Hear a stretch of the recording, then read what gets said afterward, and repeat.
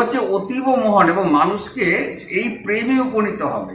যে এমনকি মানে আমি একটা ঘটনা বলি যেটা বাস্তব সত্য, কোনো স্বামী স্ত্রী যদি দেহাতীত প্রেমে উপনীত হতে পারে সেখানে ঈশ্বর ধরা দেবে, কেননা আত্মা তো পরমাত্মারই অংশ।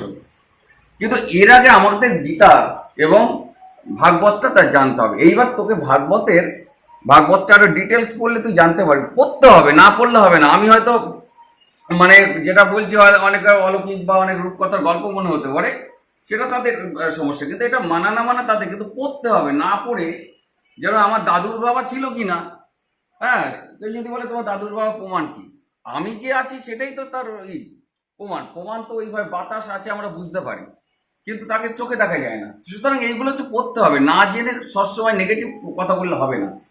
এবং তোকে একটা জিনিস বলছি, ভগবান শ্রীকৃষ্ণের যে মানে প্রেম তত্ত্বের ব্যাপারটা, এটা এটা কি